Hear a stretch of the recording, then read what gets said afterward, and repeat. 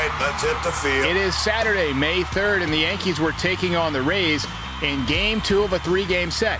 Clarke Schmidt, the expected starting pitcher, was scratched. We got details on that, plus my recap and your reactions coming up next. This is Pinstripe Territory. Just wanted to talk, that's all.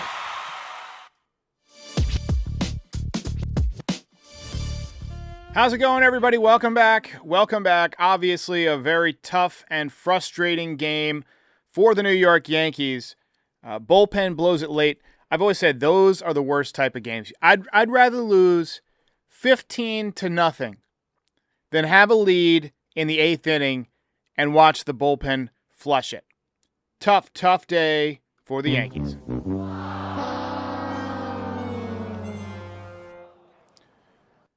Yankees should have done more against Zach Little. That guy was 1-5 with an ERA over 5 coming into the game. And he pretty much shut down the Yankees aside from home runs from Judge and Wells. No hits other than that to speak of, really. I mean, he gave up 3 hits. The pitching today was solid until it wasn't. You know, I mean, Yarbrough did a nice job filling in for Clarke Schmidt. We'll talk about that. I'll catch you up on that in case you missed the news on Schmidt. Fernando Cruz, I thought, was good today. Ian Hamilton had 3 strikeouts in an inning. But Mark Leiter got 1 out, gave up 2 runs, 2 hits, and a walk. And that was the ball game. Defense struggled a little bit. Volpe booted a big double play ball. Just another tough day for the Yankees bullpen. Well, in case you missed it, Clarke Schmidt was supposed to start today, but he was scratched maybe an hour and a half before the game. They said that he's got some issues in his left flank. He had an MRI yesterday. The good news is that it was clean, and he wanted to pitch today, but the Yankees opted to push him back and pitch him against a much tougher team on Tuesday against the Padres. Probably better for the Yankees, honestly. If you were asking me, I would rather have Clarke Schmidt make that start against the Padres anyway. And don't forget, this is a guy who had to be shut down with shoulder issues because he wasn't recovering great between starts in spring training. So it's not the worst thing in the world to give him just a little bit extra rest once in a while. The fact that his MRI came back clean is great news. I think he just probably needs an extra day or 2. He might be one of these guys that builds up a little bit of inflammation and just every once in a while you just got to give him a little extra rest. My concern level is not 0, but I'm also just not overly concerned. Ryan Yarbrough started in his spot today, and I thought he filled in admirably. So get well soon, Clarke Schmidt. Linares says, all Judge today, 2 runs. Can't be all we bring if we want to win more games. Offense needs some help. Appreciate it. I like the icon there of the alien. Let's get to the recap. Let's get it going. So scoreless first inning for Ryan Yarbrough. That set things up for the captain in the first inning. He went deep, his 11th home run of the year. That put his average up to 434. He entered the game with a 430 average, and it went up. That's how good he's been. Let me just scoot the stats down a little bit so you can see him better. 432. We had a lot of predictions on Judge last night. We had a little kind of just between me and Terrence, little prediction contest. And I asked you guys to submit your predictions. And so today I kind of went through and tallied them up and did some averages. Now, this might be not 100% precise because I might not have got them all. But between the ones we got on the show, the ones that people sent me on social media, the average was 368. And the average number of home runs was 57. Right now, he's on pace for 54 home runs. I'll sign up for that right now. I also had a weird dream last night that he was playing for the Giants. He was doing all this for the Giants, and we were covering it, and I was just so livid. But then I woke up, and I remembered the Arson Judge tweet, and I came back to reality. Anyway, Yarbrough struggled with command early. Rays tied it up in the second. But other than that, he pitched really well. 4 innings of 1 hit, 1 run ball. He had 3 walks, a couple of strikeouts. So he did his job today. Yorbit Vivas back in the lineup today, still looking for that first big league hit. My Derek prediction before the game on socials was that he would get his first hit and that it would be a double. I've never been so wrong in my whole life. Wrong. Nope. But I love how patient he is at the plate. Even if he doesn't get a hit, he makes the pitcher work. He has tough at-bats. I think he might be a hitter. We'll see. He looks comfortable up there. He's got a very flat swing. Hamilton, I thought, made things interesting, but threw the ball well. And Fernando Cruz is starting to really impress me out of the bullpen. Austin Wells handed out the mustache ride today, hanging slider up in the zone. He put it in the right field seats. 6 home runs now for him. He is hitting .208 with a .730 OPS. I feel like he's been a little bit unlucky, without a doubt. But 6 home runs on May 3rd for a catcher is pretty damn good. Before the year, we had his over-under at 19.5 home runs. And right now it's looking like way over if he stays healthy. Nice catch by Bellinger in center field to run one down in the 7th. He made another play in left field later on that saved a run. Say what you want about his offense, and it has not been good. He's hitting .198 with a .610 OPS, but his defense has been phenomenal. He's had 2 great catches to end games, always takes great routes. Love watching him play D. But eventually he's got to start freaking hitting because we got this outfield logjam, and you can't be sitting a red-hot Grisham for Bellinger when he's just not hitting. So at some point, you have to just go with playing the hot hand. And Dominguez started today. He only got 2 at-bats, and then Grisham went in for him. He's not developing properly because he's not getting proper at-bats. There's a lot of problems with this outfield logjam, and some of them would be solved if Bellinger would start hitting. Volpe, he had a tough day. He booted one in a tough spot. He also dove for a ball and kind of grabbed at his shoulder on the ground. And immediately I had flashbacks of Derek Jeter. Some of you will remember when in Toronto, he was sliding into third base and he ended up separating his shoulder. He ended up missing about 2 months. And he was just in agony on the ground. And for a moment, Volpe looked the same way. And then also there was Miguel Andujar back in 2019. He was diving back into third base. And or maybe I think it was 2019. It might have been 2020. I think it was 2019. Anyway, he was diving back into third base and kind of hurt his shoulder. Ended up being a torn labrum. He was never the same after that with the Yankees. He's caught on with Sacramento now. He's hitting .325 this year with a couple of home runs and an .806 OPS. But, shoulder issues can be tough. He did stay in the game. Maybe they give him a day off tomorrow. I would. His hitting streak was snapped. But, booted a double play ball in a big, big spot. I will say this for Volpe. I think he's a great defender, but he does make a lot of errors in very, very big spots. Stellar defense. Another good play by Bellinger in left to save an additional run after that. Like I said, Yankees threatened late. Judge grounded into a 5-3 out with the go-ahead run on base. Look, whenever he does something bad or doesn't come through in a big spot, you get that influx of Judge isn't clutch, Judge is overrated, whatever. Look, the fact is he's had a ton of big hits in his career, a ton of clutch hits in his career. He's got walk-off home runs, he's got go-ahead home runs, go-ahead grand slams, all this stuff. But until he has a full season filled with clutch hits and then delivers in the postseason and takes the Yankees to the World Series, there's still going to be a not insignificant portion of the fan base that harbors feelings that he's not clutch. Didn't do a lot to help that today, but he did have a good day, a couple of hits and a home run. But fact is, nobody comes through every time, and in this situation, he bounced out to end the final threat for the Yankees, who dropped a tough one.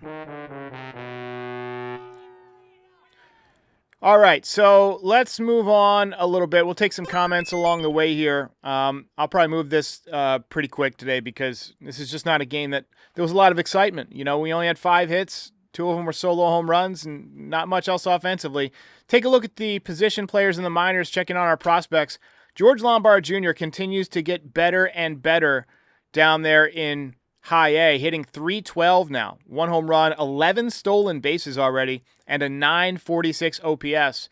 His OPS was unchanged from the last time we did this check about a week ago, where it was also .946. Spencer Jones has hit a couple of home runs in the past week. What concerns me has always been the strikeout rate. He's got 38 strikeouts and 89 at-bats, which is about 42%, and he's hitting .236. So, for a top prospect who a lot of people are excited about and got compared to Aaron Judge, numbers are underwhelming. The power, obviously, there. But a lot of the other numbers are concerning, especially the strikeout rate. TJ Rumfield off to a decent start in AAA, hitting .271, 4 home runs, .383 on-base percentage, .862 OPS. And Everson Pereira has heated up ever so slightly recently. He is hitting .284 with 5 home runs, 14 RBIs, and an .877 OPS. I'm going to make all this text just a little bit bigger. It's bothering me. So that's where we're at in terms of our hitting prospects. Let's talk about the pitching prospects real quick. Ben Hess, 18 in the third innings. The ERA has climbed up a little bit after a really good start. He's got 30 strikeouts, though, in 4 starts. Bryce Cunningham, unchanged since the last time we looked at this, 2.63 ERA, 30 strikeouts in 24 innings. Cam Schlittler, off to a great start. He has 27 innings pitched, 2.33 ERA. He struck out more than a hitter per inning, 29.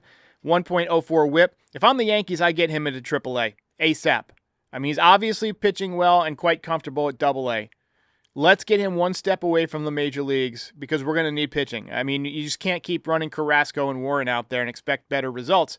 I don't think they're going to get much better. Warren might get a little bit better. Carrasco is on the back 9 of his career.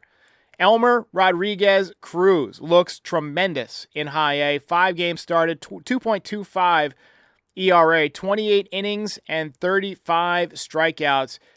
When they say electric stuff, this is the guy they're talking about. Upper 90s, nasty breaking pitch, looks incredible. And Erik Reiselman in AAA, a guy who might be able to potentially help out in relief at 1.9 games so far, 3.18 ERA, 11 in the third innings, and 15 strikeouts. All right, so we've got a few comments. We got a few voicemails that I want to get to.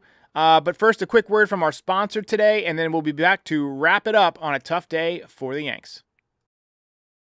Hair thinning is very common, very frustrating problem that many men deal with. From stress and nutrition to hormones to lifestyle, so many internal factors affect what you see on the outside. Luckily, Nutrafol is here to help. Thinning hair is different for men and women, so a one-size-fits-all approach to their hair growth doesn't cut it. Nutrafol has multiple formulas for men and women that are tailored to different life stages and lifestyle factors. Nutrafol is the #1 dermatologist-recommended hair growth supplement brand trusted by over 1.5 million people. See thicker, stronger, faster-growing hair with less shedding in just 3 to 6 months with Nutrafol. Start your hair growth journey with Nutrafol for a limited time. Nutrafol is offering our listeners $10 off your first month subscription and free shipping when you go to Nutrafol.com and enter the promo code FOUL. Find out why over 4,500 healthcare professionals and stylists recommend Nutrafol for healthier hair.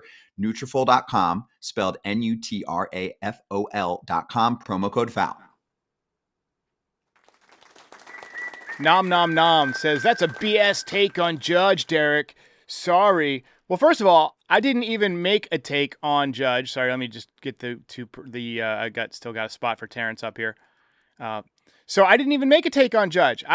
He's had good numbers in his career. That's all I said. And he's had big moments. I don't think this game is on him. I think this game is on a combination of Mark Leiter Jr. and Anthony Volpe's defense.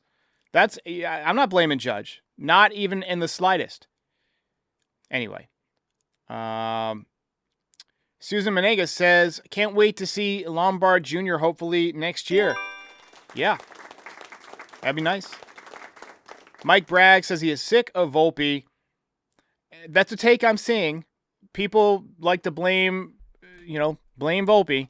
But, everybody makes errors. 233 average, not ideal, but he has been hitting better lately. Volpe's up and down. He's a young player. We've talked about him at length. I got a whole podcast on him you can go check out. Linares, 7 BC, says Spencer Jones won't be a big leaguer. At this point, that's hard to argue with. You can't strike out 42% of the time in the minor leagues and expect to get promoted to the major leagues.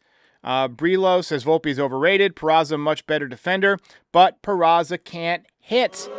Peraza has not hit at all. He's had ample opportunities to do anything offensively, anything. Show us a glimpse, and he's done jack shit. He can't hit. Yo, what's going on, Derek? It's Brian. Just had to say, man, Judge has been absolutely phenomenal this year. Not like he hasn't been in previous years, but he's got to be one of the best hitters I've ever seen. Him and Barry Bonds probably, in my opinion, are some of the best hitters I've just ever got the pleasure of watching in baseball, and it's just awesome. I don't even know if we even say it enough. Like, the dude's almost underrated for how good he truly is. He's almost 100 points in batting average better than second place, which is also a Yankee and Paul Goldschmidt. It's incredible. Goldschmidt today, 0 for 4, but hitting .349. Great call from Brian, as always. Just good to be reminded how good our captain is, how good we have it there. We got Super Fun Time, says he wants Volpe off the team now. He must be the stupidest son of a bitch alive. He's not going anywhere, man. Come on, where are you going to get a 3.5-win shortstop to replace him? Even if he's not ideal, he's not the perfect player, but he's not going anywhere off. He's not leaving the team. Come on. Anyway, there are people who are saying he's overrated. He has had a little bit more trouble defensively this year than typical. I mean, we're only 32 games into the season. He's already got 4 errors. That's a lot. But look, the kid hustles. He's been hitting better. I'm not ready to give up on him. I'm just not ready to do it. Got another call here about Trent Grisham. Just wondering, Derek, great show, Frank, California. How can we not think that Grisham isn't the best option for our outfielders today? Sitting him because of Bellinger and the Martian, even though they're lefties. Regardless, can't figure that one out. Go Yankees. That's the nature of the outfield logjam.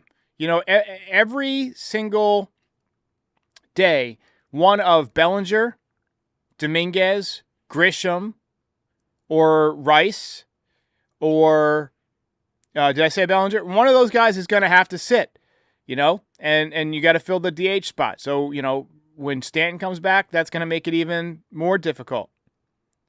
That's just the nature of it. And I did like that Grisham came through and got a pinch hit today. That shows that he can do that. But he's cooled off a little bit. He's hitting .286 with a .970 OPS, so very mildly cooled off. But look, I mean, it's just logjam. Nothing you can do about it right now until somebody goes ice cold. Although Bellinger is kind of ice cold, they want to play him because he's got a track record and because he makes a lot of money, quite frankly. Anyway. All right, ladies and gentlemen, be sure to check out the merch shop, NYYdesigns.shop. Do me a favor, like, subscribe. We're here after every game, even the tough ones like this when not a lot of exciting stuff happens and the Yankees blow it late. But anyway, I'm going to go check out The Accountant Part 2 for a little distraction. I've been looking forward to seeing. I actually went over to go see it the last off day we had, and the power was out at the theater. They had a little note on the door. We're closed, so got a refund for tonight, and I'm going to go see it. So I'll see you guys tomorrow after the series finale, and then we're going to have a preview with Kyle Glaser. Monday morning will come out to preview the Padres series. So get all your voicemails in, and I'll see you next time. Hey, while I've got you here, be sure to like the video and subscribe to the channel. Pinstripe Territory is the official Yankees podcast of the Foul Territory Network. We are home to the #1 most watched MLB postgame show on YouTube since 2021. We're here after every Yankees game and for reactions to all the best news and rumors during the offseason.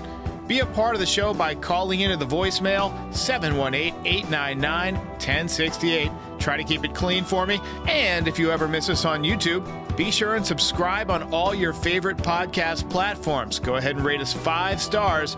It'll help other people find the show. Thanks for watching. See ya.